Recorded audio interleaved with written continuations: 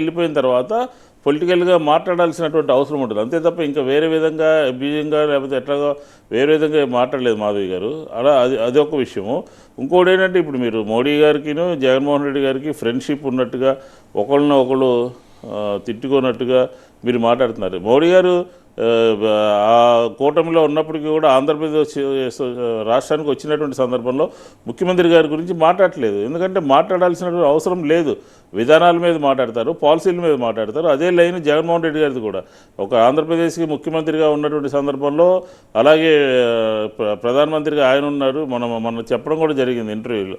ముఖ్యమంత్రి ప్రధానమంత్రికి ఉండేటటువంటి సంబంధాలు ఉంటాయి కాబట్టి గౌరవంగా ఒకళ్ళు ఉండేటటువంటి పరిస్థితి ఉంటుందని చెప్పారు. కాబట్టి ఒక ఇష్యూని, ఒక జరిగినటువంటి సంఘటనని కొంతమంది మీదకి నెట్టేసి, కొంతమందికి బురద రాసేసి, కొంతమంది ఇతర కారణాలని తీసుకుని ఈ ఇష్యూని పెద్ద చేసి దాన్ని బురద చల్లాలని చెప్పని, లేకపోతే జగన్మోహన్ రెడ్డి గారికి అంటకట్టాలని చెప్పని, ఆయనకి సంబంధం ఉందని ఇప్పుడు ఈ ఇష్యూని ఎలా తీసుకుని వెళ్ళారు చూస్తున్నారు కదా మీరు. సభలన్నీ కూడా చంద్రబాబు నాయుడు గారు గొడ్డలు తీసుకుని ఆయనే జగన్మోహన్ రెడ్డి గారే చంపేసినట్టుగా మాట్లాడుతూ ఉన్నారు. జగన్మోహన్ రెడ్డి గారే చంపేసినట్టుగా హూ కిల్డ్ బాబాయ్ అని చెప్పి ఈయన అడుగుతూ ఉన్నారు.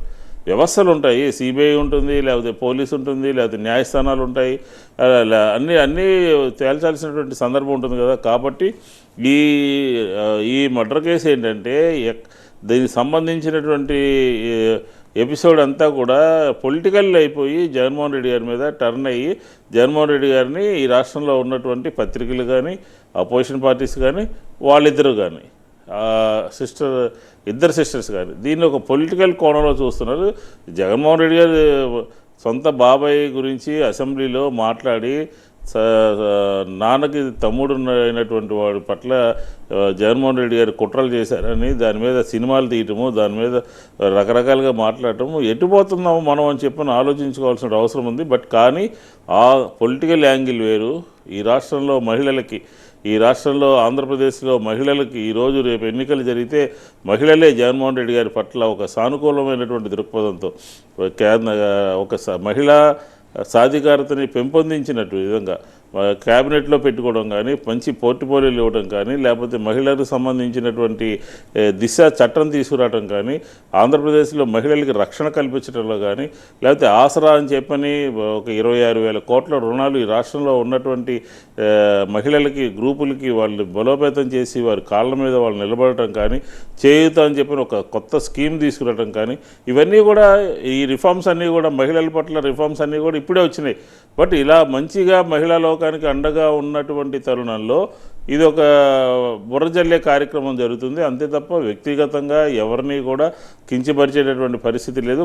విధానాల మీద, పాలసీల మీద డిఫర్ అవుతూ ఉంటాము, మాట్లాడుతూ ఉంటాం తప్ప, అది కూడా పార్టీలోని కొంతమంది మాట్లాడతారు తప్ప జగన్మోహన్ రెడ్డి గారు ఎవరి గురించి కూడా నేరుగా ఒక చంద్రబాబు పొలిటికల్గా వాళ్ళు మాట్లాడుతుంటారు కాబట్టి ఆన్సర్ చేయాలి కాబట్టి మాట్లాడటం జరుగుతుంది తప్ప సంబంధం లేనటువంటి వాళ్ళతో ఎవరితో కూడా డైరెక్ట్గా విమర్శించే పరిస్థితి ఉండదు. అది జగన్మోహన్ రెడ్డి గారి నైజము. మహిళల పట్ల ఎంత గౌరవభావంగా ఉంటారో ఈరోజు శాసన మండలిలో కానీ, శాసనసభలో కానీ, లేకపోతే క్యాబినెట్లో కానీ, లేకపోతే మహిళా సంక్షేమం విషయంలో కానీ చాలా విప్లవాత్మకమైనటువంటి నిర్ణయాలు తీసుకున్నారు. మీరు మాధవి గారు దయచేసి స్టడీ చేయమని చెప్పని కోరుతా ఉన్నాను. స్టడీ చేయండి. ఈ ప్రభుత్వం మహిళలకు ఏం చేసింది, ఈ ప్రభుత్వం మహిళా సాధికారకు సంబంధించిన అంశాలు ఏంటి అని స్టడీ చేసి ఒక ఒపీనియన్కి వస్తే బాగుంటుందని చెప్పని నా సజెషన్. గెలుస్తాడు ఖచ్చితంగా.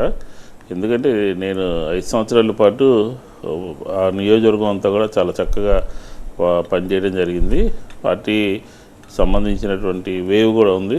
ఎందుకంటే అతను కూడా మినిస్టర్ చేశాడు, పక్క శాసనసభ్యుడిగా అక్కడ పనిచేశాడు కాబట్టి అనుభవం ఉంది. కాబట్టి ఖచ్చితంగా విజయవాడ 3 నియోజకవర్గాలు కూడా వైఎస్ఆర్ కాంగ్రెస్ పార్టీ గెలుస్తుంది. ఎందుకంటే ప్రజలందరూ కూడా అర్థం చేసుకుంటూ ఉన్నారు.